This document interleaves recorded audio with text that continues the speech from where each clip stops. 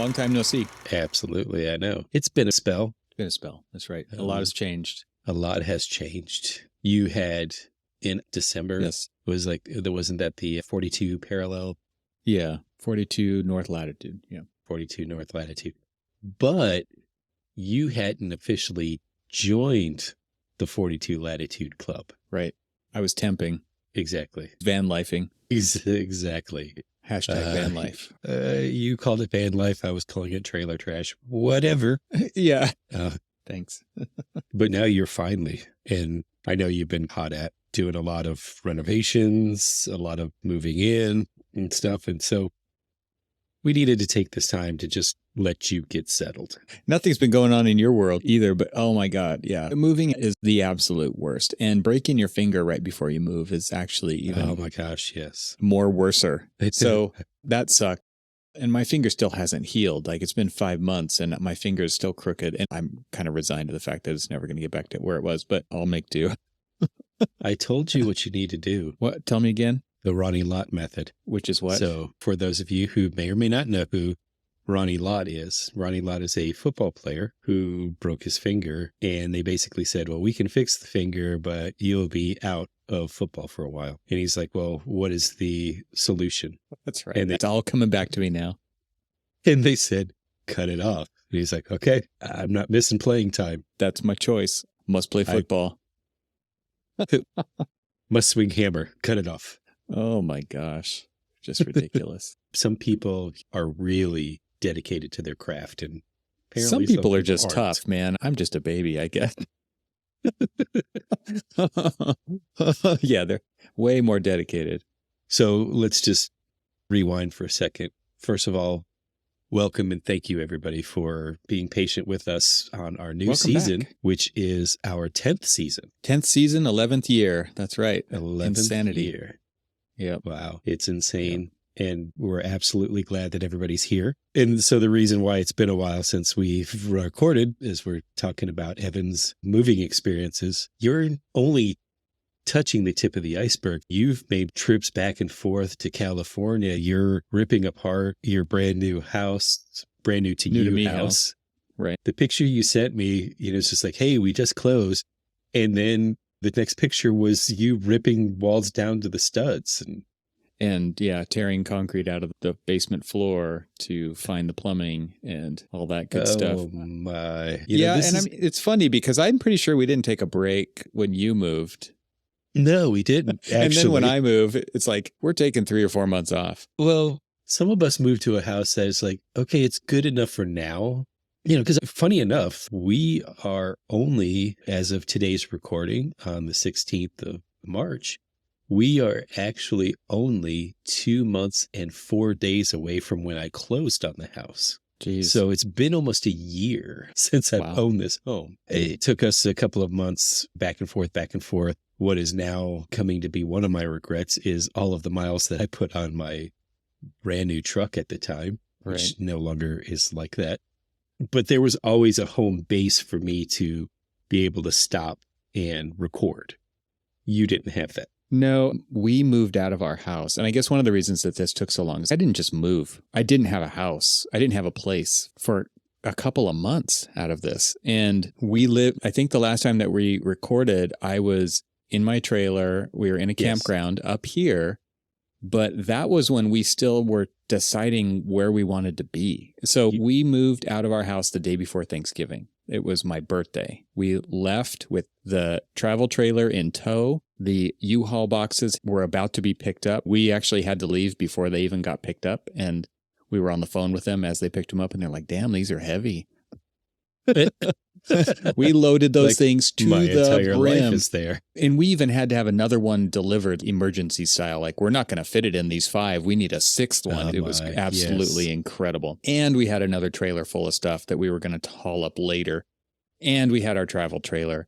And we had an extra vehicle that we had to park somewhere. We had 2 extra vehicles we had to park somewhere. The logistics behind this move were crazy. And we were moving 1,000 miles. At least we thought we were moving 1,000 miles. But we were definitely starting to drive 1,000 miles to get to a place where we thought we might look for a place to live because of things that happened during the sale. I don't even remember what I talked about, but our sale didn't go through. We had to relist the house. We had to resell the house. There was a whole bunch of drama in there. And so then we were like, no, we're not going to look and get attached to anything, not knowing if it's actually going to happen, right? Because it didn't happen once. What are the chances it's not going to happen again?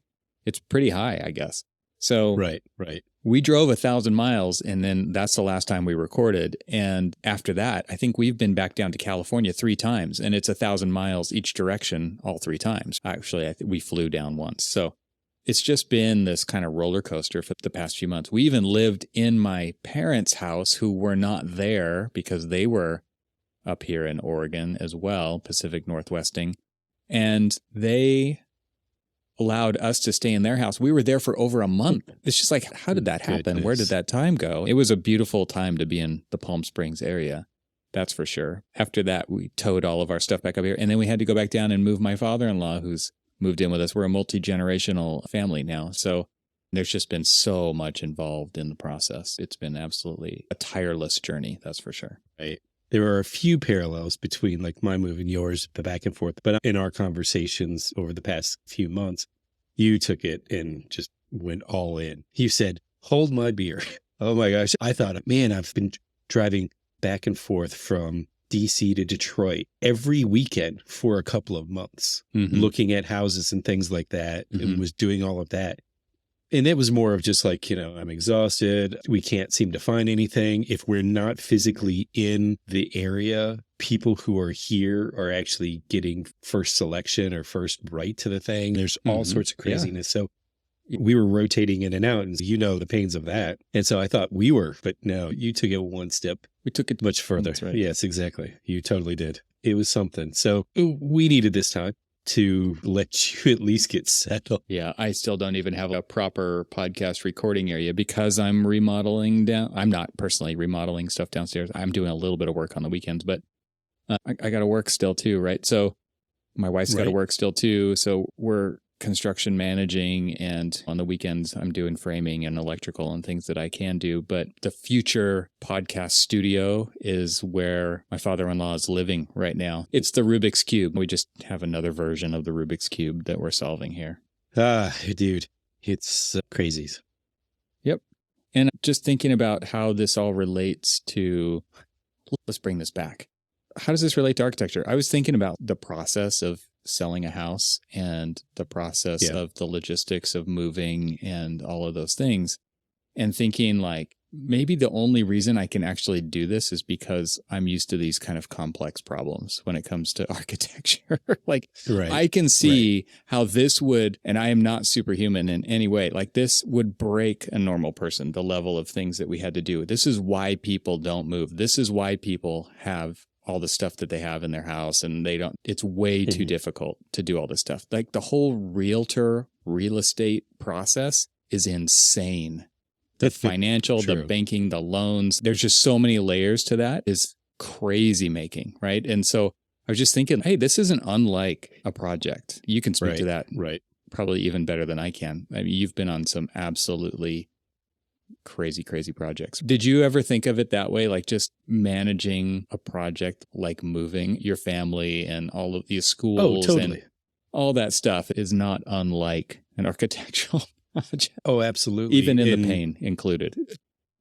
I can also say the evolution of, we've moved a lot in my career. We moved a couple of times while we were still in Florida to different areas within Florida. We moved to Maryland. We moved here, but every move has gotten bigger and bigger and bigger. And you can parallel that to my career and even like my family life and my career as it's grown, as it's evolved, as it's gotten bigger and more complex, both my experience and my family life, all of these moves have gotten that way. But with all of that experience that I built up in learning how to manage smaller projects to bigger projects to bigger projects to like these massive projects, if I hadn't gone through a lot of those, especially like this move where I thought, oh yeah, I can drive back and forth. Seriously, I think it was 8 straight weekends I drove back and forth from Detroit to DC. And it's like 9 hours, right? Yeah, it's not a short distance. We would leave either really late on Friday night or really, really early on Saturday, get here so we could look at houses basically mid-afternoon Saturday through early morning to early afternoon on Sunday and then drive back. And that's what we would do. And just like you're saying, you aren't superhuman. It just didn't really occur to me that there was any other way. I was like, this is the way I'll handle it. This is the easiest way for me to do this to make sure that we're getting what we want. And so I'll just, we have this built-in suffering mechanism or being able to deal with suffering. And I think that's what we should focus on right now in this conversation, because I totally agree. That's where it is. And it's like this comfortability with chaos. Certain people in my house were losing it over the things that the realtor was telling us. And it was like, all I can do is be like, yep. And something else weird's going to happen tomorrow. Yeah. Right. Like something else extremely off the wall and extremely stressful and upsetting is going to happen tomorrow. You just know it. Because it's been happening every day for 3 weeks now. What's going to make tomorrow any different? And it was like this ability to deal with suffering, because in rock climbing, we often call this the sufferfest. You go on this big adventure, it's a total sufferfest, and it's type 2 fun, right? It's the kind of fun that's like not fun at all until it's over. And then you remember certain good things that happened during the process. The other memories fade away, like melting butter in the microwave or something. I don't know where that analogy came from. But you think about the ability to deal with that suffering, knowing that patience pays off in the end. Because no one else is willing to deal with this, we will benefit from that. I don't know if architects actually ever do benefit from it, but there is this sense of benefiting in the end, like accomplishment, I guess maybe is a better word to think about it than benefiting. I would say, accomplishment's good. No one else is complimenting you on it. No one else is patting you on the back. You have to do that yourself. You have to get out the self-back patting machine. Exactly. It's like that picture that's always in the newspaper of a groundbreaking. And it's everybody who's not actually involved with the project or the process that's in the picture. That is the ceremony of the uninvolved. That's kind of the thing. It's just like, okay, well, we're not going to get recognized for this project that they're talking about in the paper. We'll just recognize ourselves. Right. Or we'll pat ourselves on the back. We won't even celebrate, though. That's the funny thing. It's just like, what's next? Here's that $15 Starbucks card. Thanks for doing all those all-nighters. All right. Yeah, exactly. What's next? What do we got now? What's the next project? Yeah. So here's a self-congratulatory of like our move was just sitting on the couch, families all around. Wife looks at me and she's like, God, I love our house. And that's it. After all of when you were talking about conveniently forgetting the pain and torture of the process, you come off the mountain and your body is aching and you like huffing and puffing and all of that other stuff. I'm just thinking about my last hike. I could barely walk. I could barely breathe. Knees are aching, your ankle swollen. Yeah. Sweat soaked. I did such a quick descent off of the Appalachian Trail, and it was quite an elevation change. And I was so lightheaded, just so disoriented. And none of that, I mean, I can look back and remember all of that, but none of that was part of the thing. Every time I sit and talk with the guys that I was on the hike with, we talk fondly about, oh, did you remember this? Or, oh, did you look at that? It's all of the things that it wasn't the torture. It's the Instagram pictures. That's all you remember. There you go. The good stuff. It's like, this is what hiking's like. It's amazing. The views, the weather. And what you can't see is like the 60-mile-an-hour winds and the slipping down the scree slope and twisting your ankle. And like your lunch was soggy in the bottom of your backpack. And none of that conveniently makes it onto Instagram. Me learning what an IT band is because I've never heard of such a thing on the human body. There is a point in your before. life when all of a sudden you learn about IT bands. It's true. Oh my gosh. I have never in my life felt so much pain in my legs before. And they're just like, oh, here's the way you get stretched out. It's just like, shut up. It's just a nice way of saying you're old. Yeah. Pretty much, yes. Yeah. It is interesting to draw the line between these two sufferfests of architecture and moving. But I've had some interesting challenges on the current project that I'm on. And I've talked with people in our office and everything else. And we talked about all these interesting challenges we've had. We'll call it that. And I told them, in my stage of my career, in all of the things that I've gone through, all of the past challenges and trials and tribulations throughout different projects and different ways that we've interacted with clients or the way that certain clients treat you and stuff like that. If it wasn't for all of that, I wouldn't have been able to handle the complexity of this particular project, which is an international project, doing things in metric when I've spent my entire career in Imperial and all of these different little challenges that I faced. And it's only because of all of the experience, all of the other sufferfests that I've had that's been able to get me through all of the current and potentially future sufferfests. We know that they're not going to go away. Actually, that's what I wrote down. My note is like just not freaking out about stuff. Stay as level-headed as you possibly can. I don't know how many times during the process of moving, I said, just relax. Everything will be fine. Everything will work out. I was just like, just breathe. It is like meditation. Yeah. Yeah. Yeah. Just let these things pass through you and just observe them. Don't react to them. Yeah, exactly. I told my wife, don't get too invested in any of the houses that we look at and any of the houses that we place offers on until it gets accepted, until it actually goes through. Because we had one that was accepted and ultimately it fell through. And I was just like, until we signed the papers, don't get invested in anything. It didn't feel real until what point? Even us, we weren't even sure we were going to get the keys. It just gets so far down to the wire. Oh, yeah. Yeah. That you just never believe that it's going to actually happen because so many things can go wrong in the process. Even after it happened, though, my wife was just like, it just still doesn't feel real. Yeah. And what made it feel real for us is when, we closed on the house, and then it was still technically about 2 months before we really got all of our stuff to the house. And so at least that night, we all slept on the floor in the house, just to kind of like say, okay, it's ours now. And hardwood floors, very, very uncomfortable, woke up in pain. But you know what? It was okay because it was ours. It was your pain. It was our pain. It was our pain caused by our house. Right. That's so funny. We got our keys to the house and we still lived in our trailer for 2 more nights because we had 0 things here. Yeah. It was way more comfortable to sleep in the trailer and to cook in the trailer because we had stuff there than it was to be in the house with absolutely nothing. Have you ripped out your kitchen yet? Not looking forward to that. That will happen at some point. We're thinking about how that's going to work, but we're not committing to anything for at least a year. As I told my wife, we own this now. We can pace ourselves. We don't have to do everything overnight. She wanted let's update this bathroom. It's been a fine working bathroom since 1941. Before you know it, that 10 years will pass and you'll be like, how come we haven't done anything? Hey, I know how it goes. That fancy speckled pink tile. Nice. Yeah. It's beautiful stuff. My house was built and decorated in 1980.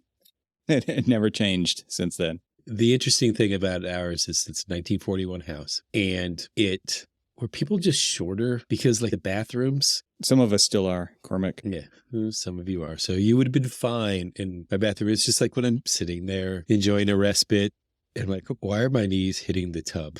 Yeah, kind of small, huh? Kind of small. Well, go back in time and think about the cars of that time. They were enormous. Isn't it weird how different those things are from each other? Can you just imagine how these little people who were living in these little houses were in these big cars just bouncing around as they're turning the corner and floating rolling around like a weeble wobble. Hey, I've got a topic switch for you here. I was enamored with your text message to me the other day. He said, this is engineering birth control. I want you to tell this story about what you've been witnessing. Oh, so another year, another ACE program. And now I'm in a different ACE now, obviously, with ACE Detroit, not ACE Baltimore. Can you just say what ACE is real quick? Not everybody knows that you're not talking about the hardware store right now. So true.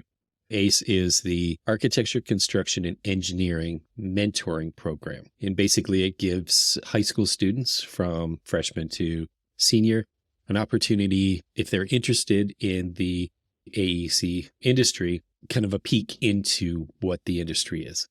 And they always do it based on doing a project. It's usually a hypothetical project, but a lot of times it's rooted in one of the mentors or one of the board of directors of that particular ACE program says, hey, we just finished up this project. It might be something good for the kids to do a group project based around this kind of thing.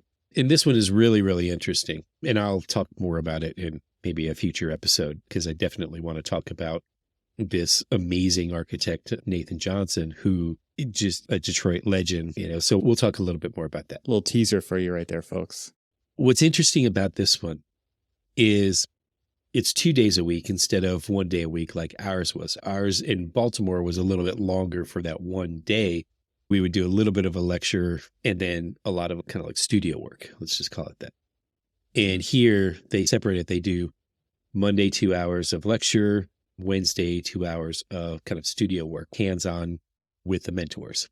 So the project that they're working on, it's a really interesting project. But we have these lectures, and these lectures are interesting. They're informative. They are experience-packed, but they are way over the head of these kids. And mandatory, the lectures are virtual, and then we meet in person.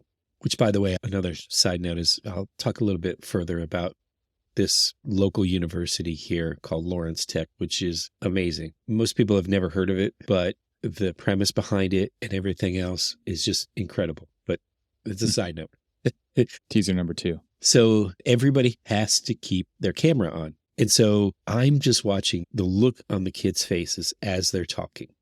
Now they're frantically taking down notes and things like that. And because they're periodically they'll stop and they'll ask questions. It's just like, okay, what makes up concrete? And it's like that. Those are the easy ones. But we just recently had one, which was MEP, which was a fantastic lecture for people in my position. You know, it was interesting to listen to this engineer. Give a summary of your position compared to someone in ACE mentoring.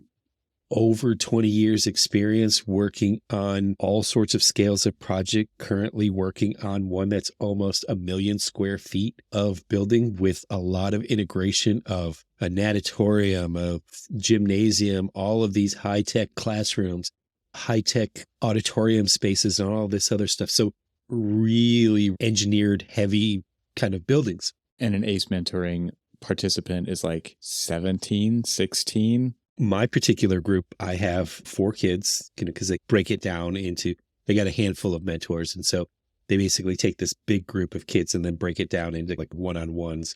And so I've got 4 kids. I have a freshman, sophomore, junior, and senior. The senior, she is very interested in architecture. And so she's very interested in staying really active with it. I look over at the screen to my freshman, and my freshman's kind of glazing over. He's trying to pay attention. I can only imagine the topics being discussed by an MEP over Zoom to this group of high schoolers, because I think part of the thing here is reading the room, right? Like knowing the audience. They were talking about backflow preventers.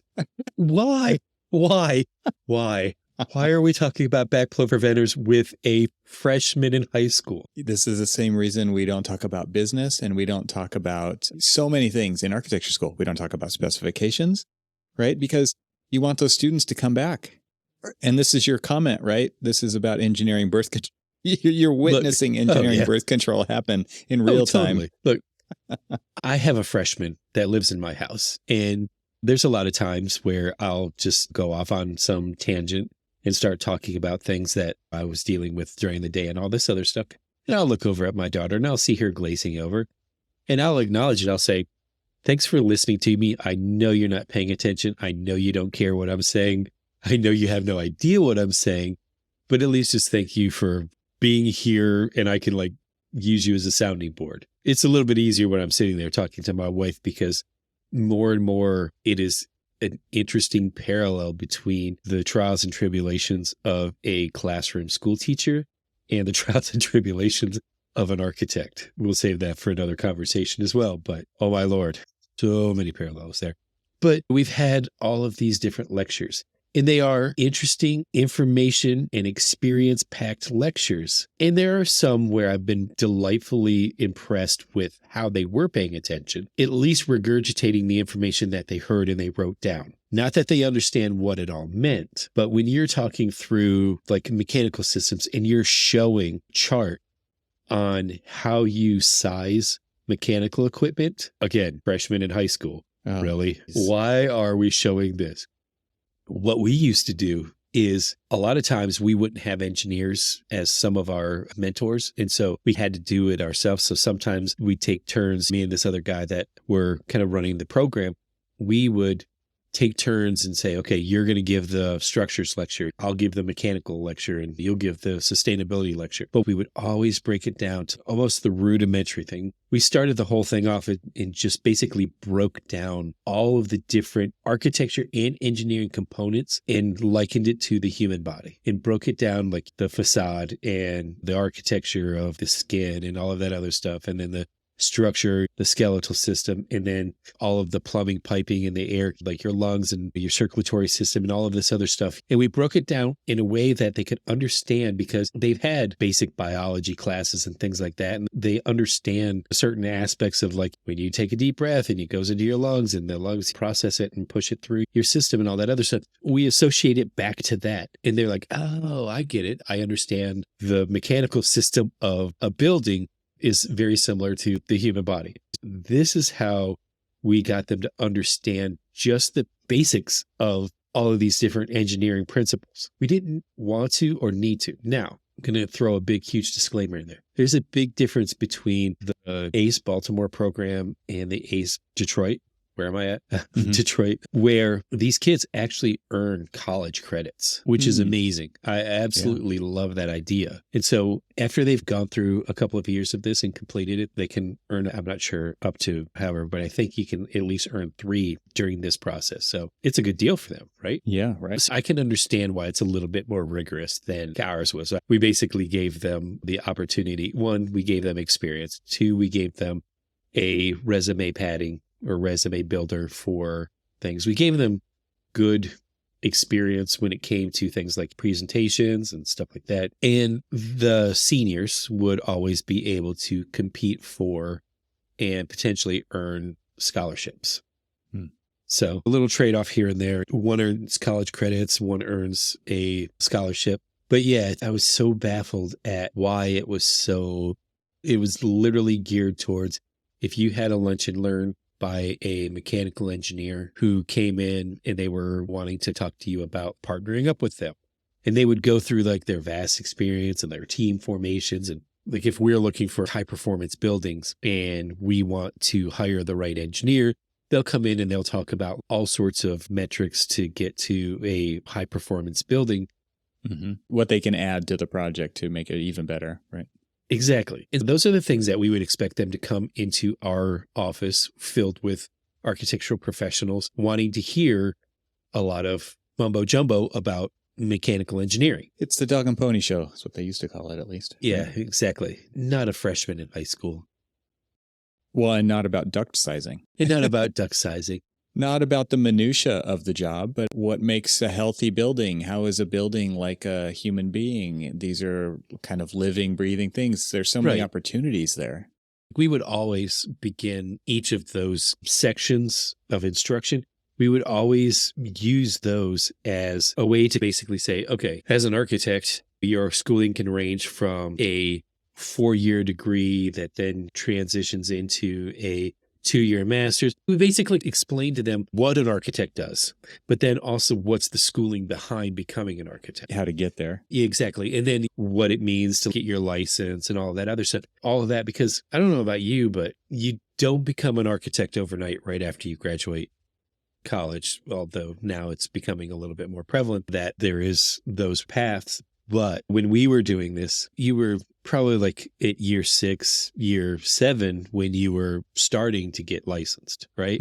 But people don't know these things and aren't really ever told those things. It's just like the Army recruiter. If they would have told me all of the different things that I would have been doing when I was in the Army, would I have done it? We can argue yes, no, or whatever, but wouldn't it be good if you just had the information about what you're actually going to be doing before you actually do it so you can understand the commitment that it takes? Because there's a lot of people who graduate from architecture school that I've seen leave the profession because they never really understood the level of commitment that it takes to be an architect. And it goes back to that whole sufferfest that we were talking about. Nobody really understands. If we were truthful about, okay, this is what you're going to do, how many people would actually go through that process of doing it? Yeah, that's a good question. I'm not trying to be mean about it. I'm not trying to like say, do you have what it takes to be an architect? It's more of do you have the truth of what it is like to be an architect? All of the different phases of your experience as you move through and become,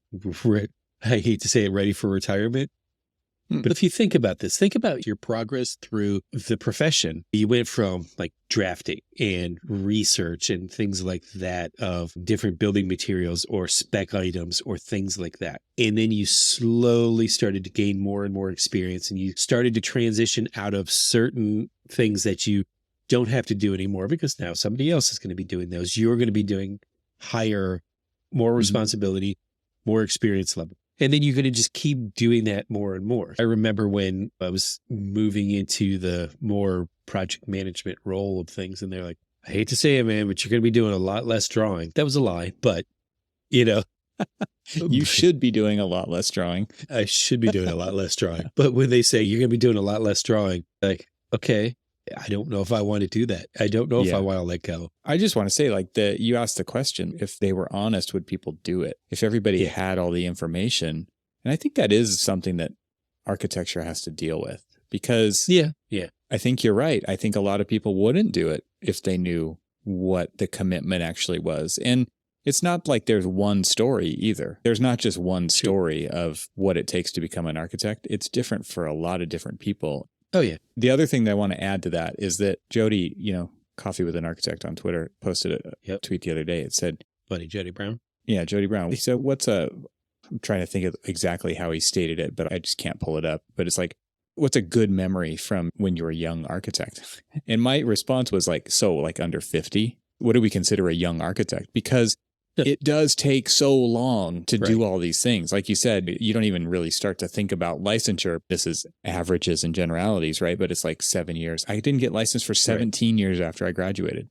Oh, yeah. And so we know that was my journey. It's not everybody's journey, but it takes a long time to become an architect. Would people sign up to become an architect if they knew that? I'm not so sure they would. You're going to get low pay. You're going to work long hours. And you're serving humanity, by the way. You're protecting the health, safety, and welfare of the general public with the projects you work on. There is so much going on, and there's so much good, and there's so much bad. And I don't know what that marketing pitch is without a bunch of spin. So going back to how we opened the show, talking about the stresses of the profession and how it paralleled the stresses of moving and stuff, and how basically the profession helped us be able to navigate the stresses of that. If you think about that, we can call it suffering, we can call it experience, we can call it whatever we want to call it. But that path of gaining all of that knowledge, there are so many different facets to it that most people, when they get into architecture from the jump, usually think, hey, I'm going to be a designer of buildings. And yes, that is absolutely true. You will be a designer of buildings, but that is such a small part of what the day-to-day life of an architect really is, that some people just don't want to do that. Mm-hmm. And that's okay. I mean, that is totally okay. Well, and you don't want people there who don't want to do that. You mentioned earlier, there are people who left a profession when they figured out it wasn't what their hopes and dreams were made of. That was the right choice for them, right? And it totally was. There's this kid that I keep thinking about. I think about him often. We were sitting around and he was just like, hey, Cormac, can I talk to you out in the hallway? So we were in a particular building. We were in kind of like a suite, and there was no quiet place for us in the office. So we went out and we just walked around down to the lobby, and we were sitting there talking. He was just like, I don't know if I can do this anymore. He goes, it's just not in my heart to do this. And I looked at him and I'm like, if it's not in your heart, don't put yourself through this. There is so much. You're like, high five. To have the self-awareness. Yeah. Because one of his passions was running. He was a cross-country runner and all of this other stuff. And he was on his way to becoming an elite runner, an elite class runner. And he is an elite class runner. He did a half marathon in 1 hour and 5 minutes. What? Exactly. I don't know anything about marathons, but I know that that's ridiculous. Looking at his numbers, when he set his personal record, that was on par with what people were qualifying for the Olympics. That's how good it was. And he's still that good. But now he's like a track coach, and he's a professional trainer and all of this other stuff. And that was where his passion was. His passion wasn't coming in every day doing drafting work and getting yelled at by a PM who was a disgruntled PM and all of this other stuff. And he went through all of this architecture school and he was taking tests. He completed all of his hours and everything. And it was sitting down for his AREs, taking the tests. And he was just like, I don't think I can do this. I don't think I want to do this. I don't think I have it in me to put myself through this for the rest of my life. Yeah, it's hard to say. And he made that choice. But the question is, would he put himself through all of that? For him was torture if he was told the truth about what architects really do. I always also get back to another experience of this one girl fresh out of school. One of my things that I love to do is take new grads and take them out onto the job site so that they can kind of understand and see this is what you're drawing. You're not drawing just for paper's sake. You're not drawing to look at a pretty picture on your computer screen.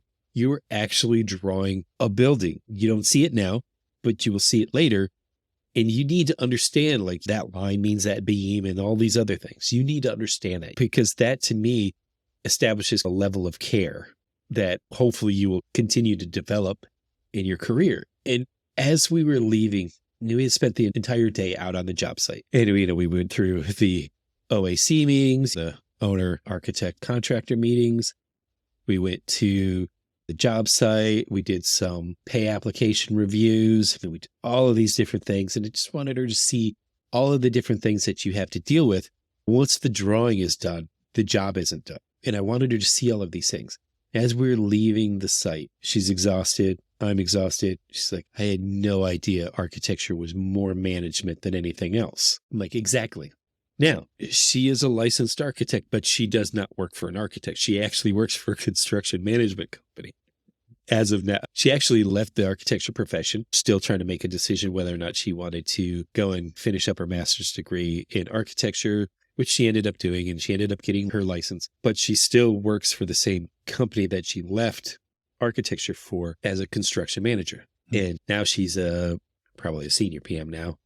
But it is really interesting that she saw all of the management, but she also saw both sides of things. And she wasn't necessarily in it for, let me go design the buildings and stuff. She was more on the technical side or the construction side of things. And so she found a pathway for her in architecture that was architecture adjacent, or still, I would say architect adjacent. But it was, again, interesting that would she have gone through the path of architecture school if she knew where she was going to end up, or would she have gone to get a degree in construction management or something like that? So that always leads me back to, are we doing our future profession a disservice by not framing school closer to the profession? And I understand like what the process of what they teach in school is, critical thinking and all that other stuff, but professional practice and construction management, construction administration, all of those things that are part of our day-to-day life, they're so blushed over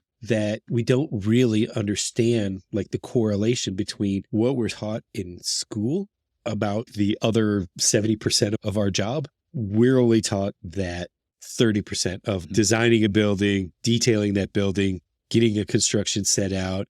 Then what? Do it again. We just keep doing that over and over again. There's so much more. And a lot of people, when they look at that and they say, I don't really want to do that. And then you'll start to see people within the profession start to compartmentalize themselves. It's just like, I just want to be a technical architect. I don't want to be. That's what school trains people to do, though, right there. Yeah. Right? Yeah, exactly. One of three things, a designer, a manager, or a technical, and you are going to be a cog in some other big machine. Exactly. There's so much to talk about there. We probably shouldn't get into it now, but I agree. The question is, are we doing a disservice? Because it does take a certain kind of person to become an architect. And there's a lot of different things you can do in architecture. And if we're honest about it, I'm not sure what that would look like, because it's a hard story to tell. There's not a perceived value in the general public. So there's a misunderstanding automatically for the most part. And that marketing campaign should be being done by the American Institute of Architects. And it kind of is sometimes. I mean, we see those videos that they show them at the AIA conferences about how they're reaching out to the general public. But how does that integrate with school? How does that integrate with placement? There's so many pieces and layers to that onion that's really complex.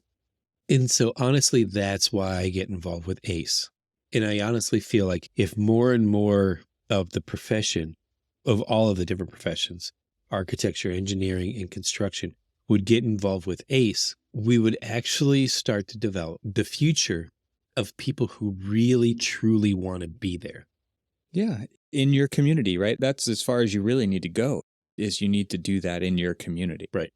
So the kids that I'm sitting around with and we're talking, I will generally say that of 3 out of 4, I'm not quite sure how the freshman, he's very quiet. He sits back a little bit and doesn't say much, only because he's a freshman and he's just kind of learning how to interact with more adult type people and stuff and figure things out because he's not even sure he wants to pursue this kind of career.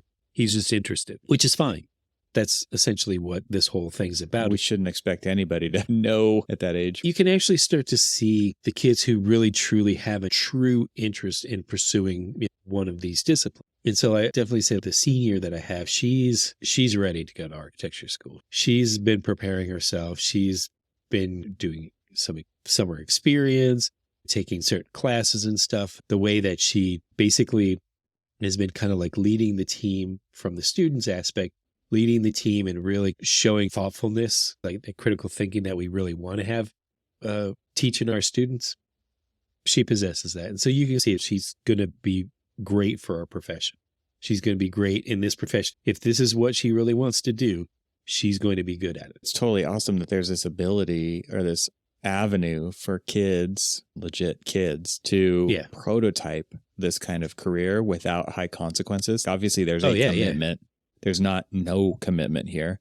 They are trying to meet some requirements so that they get opportunities. This takes me to an exercise that I went through. There's a book you can get off of Amazon. It's a class at Stanford called Designing Your Life. And one of the big messages in that book is come up with some options and then prototype them. Find people who work in those, interview the heck out of them to understand what it's really like to be that. And you want multiple people in each avenue. So in architecture, you're not going to get the same 3 stories. You're going to get 3 very different stories. And that starts to paint the picture of what it's like to become an architect. That sounds exactly like what ACE mentoring is. It really is. And it's a good program because, again, it's like one of these things. It's practitioners sitting down with these students, going through a mock project, but also just imparting a little bit of knowledge, a little bit of wisdom. Hell, yesterday, we're actually like doing some drafting in Revit. And one of the kids, my junior, he's the one who wanted to take on doing a lot of the Revit work. I'm like, great, that's fine. And so he's drawing and I'm walking him through the menu of how to draw simple things like walls and all this other stuff. And then maybe this is a little too like nitpicky, but he's like, okay, so let's draw some doors. And he like show him how to place the doors and show him how to like just toggle through and change the swing or the direction and all that other stuff. And so he places the doors. I'm like, okay, now select that door. You see that dimension right there? We can adjust that dimension. And I literally was having him dimension how far off of the hinge side, how far off of the wall that edge of the door needs to be. Mm-hmm. And then I went through this whole tangent of, and the reason that we set at least a minimum distance is because, and I went through and I was explaining to him, I was like, think about if you had this door pushed all the way up against the wall and you were trying to move some furniture into that, and it was 42-inch clear opening through that door, and you had a 40-inch piece of furniture or equipment or something that you were moving in there. Because that door can't open all the way up and out of the way of the door frame, you would have to take the door off of the frame to get that equipment through there. And I'm putting in like scenarios that they would like, oh yeah, I remember when they were moving my bedroom furniture in there that they had to take the door off of the frame to get all my furniture in. And I was like, see, and that's why we design the things the way that we do. We have to think about the way people are going to live, not just, oh, I need a door there, but okay, now the door's there. How do you think they're going to use the door? Yeah, they're going to go in and out, but they're going to take stuff in and out too. But just to explain to them the little nuances and stuff of all of this other stuff. I don't remember any of those conversations being had with me in school. Right. Why do we do the things that we do? I'm sending you a virtual back pat right now. I talked about the back patting machine earlier. I'm giving you pushing the buttons to send you the back patting machine right now. Good job, Cormac. As we were walking out, I was just like, hey, how far off of the wall would you set a door? And they're just like, varies on the type of wall. This is their exact answer. It's like, it varies on the type of wall that you're using and stuff, anywhere from like 4 to 8 inches. If it's a masonry wall, and I'm just like, I'm rolling a tear right now. I connected. It was the difference between having that engineered based conversation that everything was talked over their head to the reason we placed the door here, and then relating it back to things that they have done in their life. Have you ever moved anything in and out of a door? Right. Okay. The reason why you would put the door there is because now you can open it up all the way out of the way. You have that clear opening and you can get your furniture in and out of there without having to take the door off the hinge. So they're just like, oh, well, that makes sense. And now they'll never forget it. If they ever go through architecture school and they go into the profession, every single one of them will at least know how to properly place a door. You're passionate about this. I can hear you hitting the table. I am. This whole program, what you're doing, it's awesome stuff, man. It's fantastic. I love it. I don't see myself stopping. It takes a commitment sometimes. I've got to commute out to the western suburbs. And when I was doing it in Baltimore, I was an hour and a half away from my house after work. And I would drive an hour and a half out of my way. And then it would basically be about 2-hour drive back home. And I was just like, it's okay because I like doing this. I like to talk to kids who are interested in our profession about our profession. Are you really interested in it? And if you are, here's the truths. Can't hide from those. Well, so there was a kid in one of my years who he was really interested, and he kind of took on the role of the contractor, and they had to do things like a schedule of your construction schedule. And they also had to do a basic budget, real simple stuff. And most of it was based sort of on some experience that was explained to them from the contractor mentors and things like that. And so he was really thinking about either going into engineering or construction. And I heard back from him about a year after his graduation. And he was like, oh, Mr. Cormac, I just wanted to tell you that I just finished my first year in carpentry school. I'm like, oh, that's fantastic. He's like, yeah, I know that all of the different things that you were telling me about the profession, and you were talking up architecture, and the contractor, they were talking up contracting and stuff. And he goes, I personally like the hands-on work. And I understand that a lot of contracting, like construction management and stuff, is more paperwork. He goes, I want to swing a hammer. I want to cut something. So that's what the kid's doing. He's a carpenter. Cool. And you know what? He loves it. And I'm like, that's it. If you're exposed to something, you're thinking, oh, I'm going to spend the next 5 years getting a degree to doing this. And then you realize, oh, crap, I don't want to do that. You just wasted a lot of money and a lot of time doing something that you now have to go and do something else.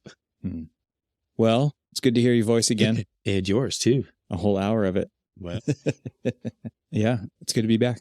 It is. And looking forward to the coming season, talking about a little bit more. There is one thing, you had sent me an email, and then I just started watching the storm of comments and thoughts and responses about a interesting little NCAR policy that was recently removed that I'd like to talk about a little bit later. Okay, let's do that. Another episode cliffhanger right there. There you go. All right, Cormac, talk to you soon. All right. See you, everybody.